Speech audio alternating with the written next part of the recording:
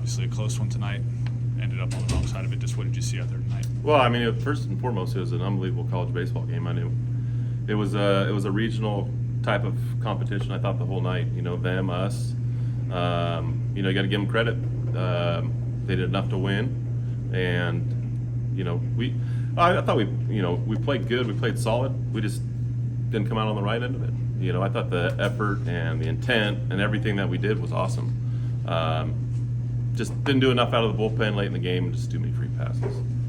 Coach, you spoke kind of about the regional feel of that, but with the team as young as this team, how big is it to kind of play in games like that scenario? Well, that's what I told them. I said that's what a regional game feels like. I mean, there's probably a little bit more people in the stands, but in terms of the back and forth and late in the game and them having the bases loaded and us kind of coming back and Arthur hitting that big double, and I mean that's what you're trying to do when you face great competition in the midweek. And I thought both of those clubs played extremely hard and we just didn't come out on top of it. Trevor pitched into the sixth tonight. It looked like his fastball was up a little bit from what he's been at. Did you guys tweak something this week or just? No, I think just mentally he was, again, it was when he pitched at UTA, I thought he made good pitches his first two hitters and they got on, but it was almost like after he threw the ball away on the air, it pissed him off and he got to another gear. So we just talked about to him pitching at that gear all the time. And,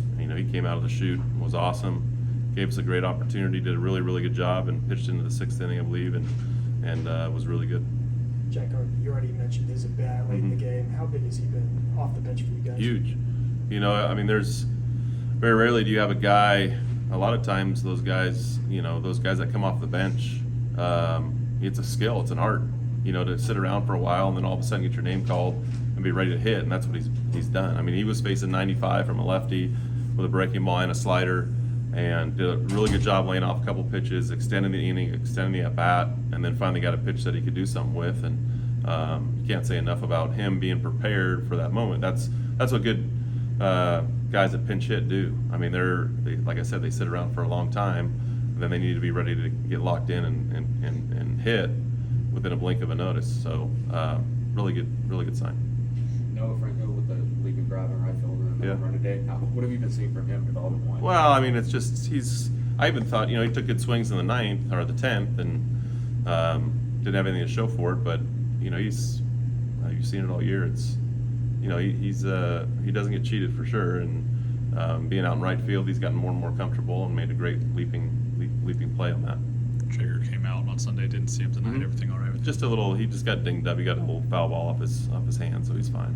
Just give him the night off. So your Snyder with the shoulder, how close is he to be back? He's close. He played catch today and felt as good as he has. So he's pretty close to being able to go out and play in right field, and that frees up Noah to be able to do a little bit more in terms of the pitching side of things.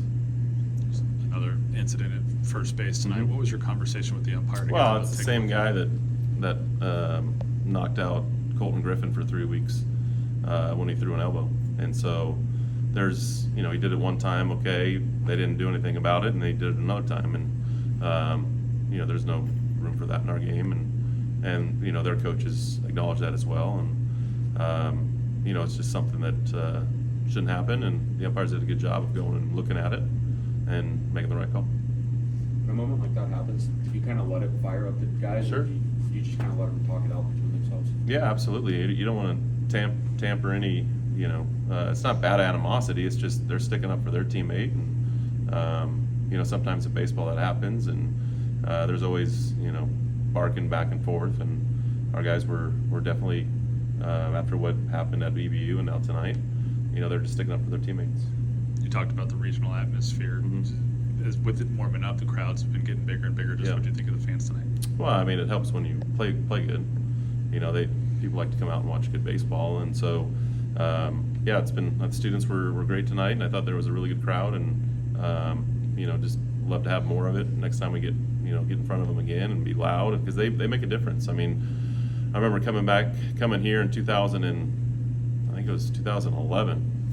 With Cal State Fullerton as an assistant coach, and remembering how close and on top of of the game and of the field these fans are, and so it's a definite home field advantage, and the more people we can get in here, the better, and the louder they can get, the better, because that factors into it. That factors into an away team and the pitcher and situations and hitters trying to do too much from opposing teams, and kind of gives a little bit of juice to your players and your pitchers. And so the louder and the more rowdy that we can get, the better off it's going to be. You know, just speaking about the away games, first time that you guys will be on the road out of Texas since the beginning of the season this Mhm. weekend. Is there kind of anything that you got to get them walk back in for flights or anything? No, I mean, we have an early morning tomorrow, 7:15 bus leave, so, and you lose an hour, but it's pretty much business as usual.